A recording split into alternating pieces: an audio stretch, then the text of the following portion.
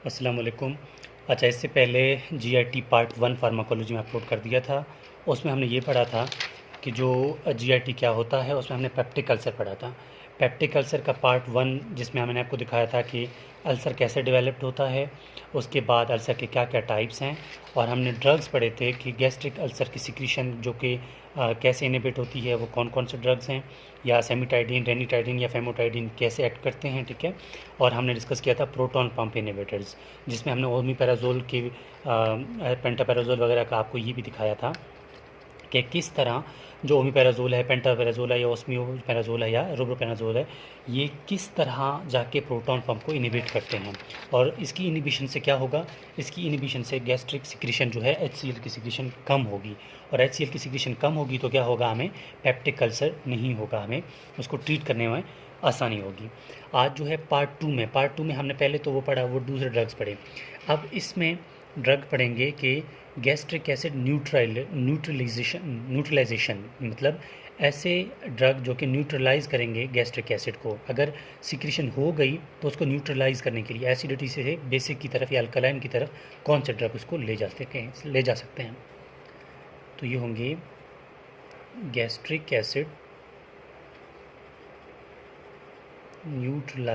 न्यूट्रलाइजर्स, मतलब acid secrete तो हुआ, अब इसको न्यूट्रलाइज करना है। ठीक है। ये क्या करते हैं? They neutralize the gastric acid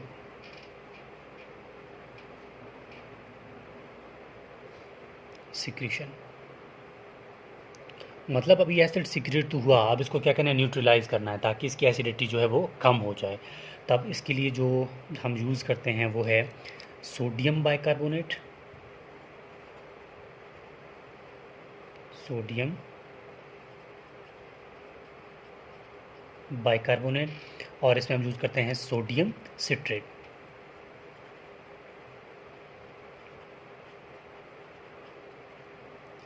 अब जितने भी हमने ड्रग पढ़े हैं जीआईटी में ना, सबसे इंपॉर्टेंट जो है वो प्रोटॉन पंप इनिबिटर्स हैं, जो कि ये ग्रुप है। ठीक है।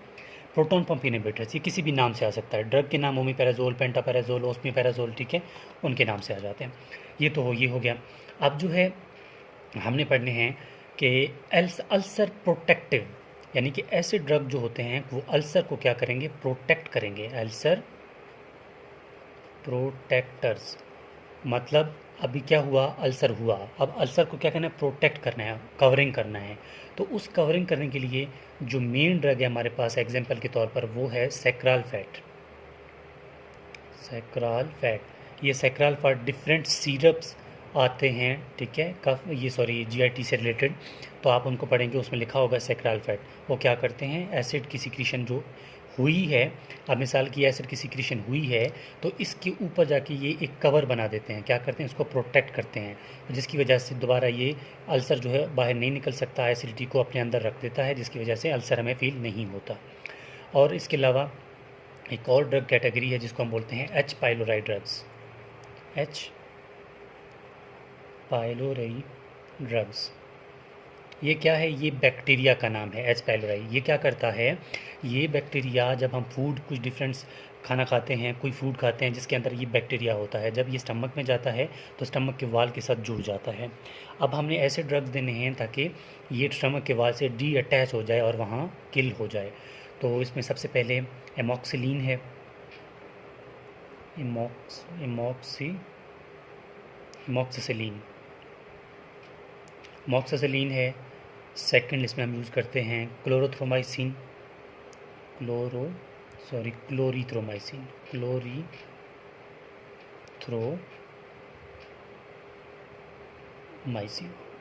और इसमें हम करते हैं, इस्तेमाल करते हैं मेट्रोनेडाजोल।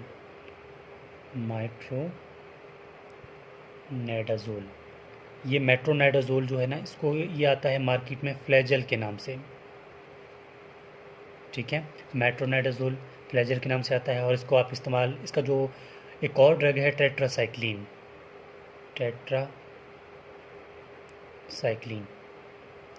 अब जो है इनको याद करने की अगर मैं बात करूं, इन ड्रग्स को, ये बिल्कुल रट्टा है। इनका कोई भी ऐसा स्पेसिफिक नाम नहीं है जिसको हम याद करें तो हमारे माइंड में डायरेक्टली आ जाए।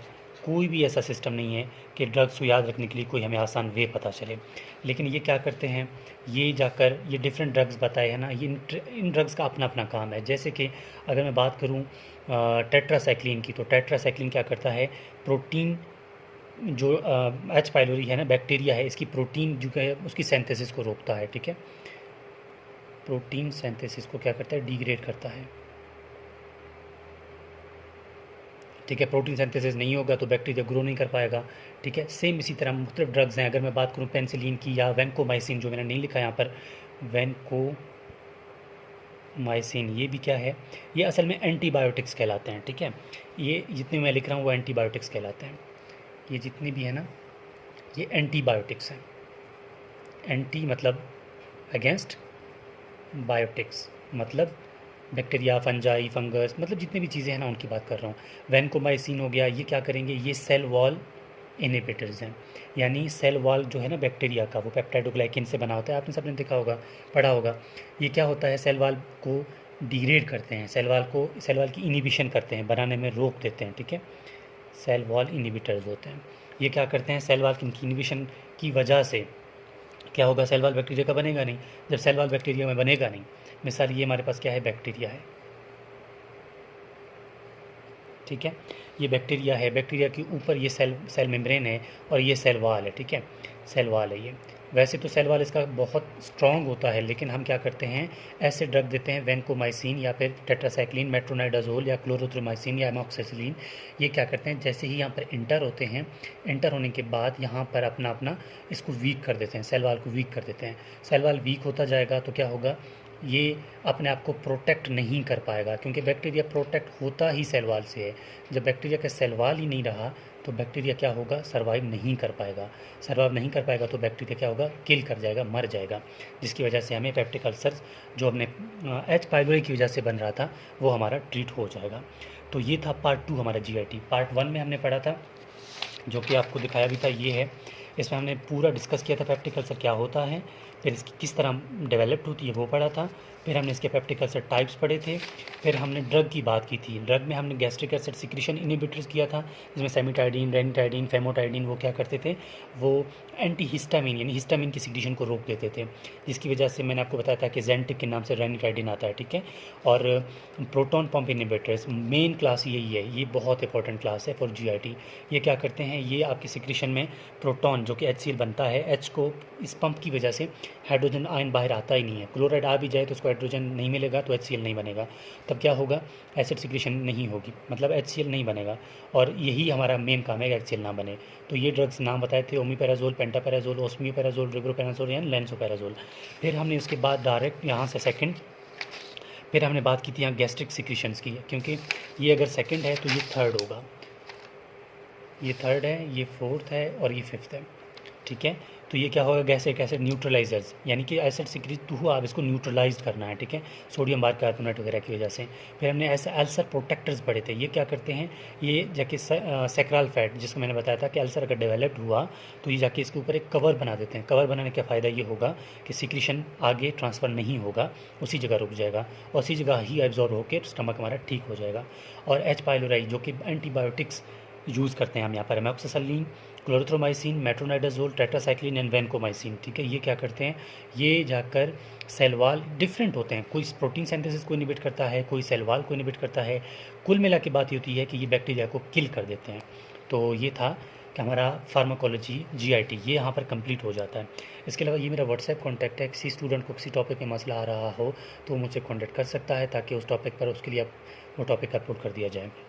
और मेरा जो ये वो यूट्यूब चैनल है वो सिर्फ फार्माकोलॉजी के लिए नहीं, anatomy, physiology, biochemistry, general anatomy, histology, embryology, neuroanatomy और इसके साथ साथ जितने भी आप समझते हैं कि first year, second year, third year के कोर्स है, जैसे पैथोलॉजी हो गया, माइक्रोबायोलॉजी होगा, सारे लेक्चर्स हमारे अपलोडेड हैं। आपको किसी टॉपिक में मसला आ रहा हो तो हमें व्हाट्सएप में कांटेक्ट कर सकते हैं। इसके अलावा भी प्लेलिस्ट बने हुए हैं चैनल में, आपको अगर आपका टॉपिक मिल रहा है तो आप वहाँ से भी सर्च कर सकते हैं। तो ये था हमारा GIT फार्माकोलॉजी।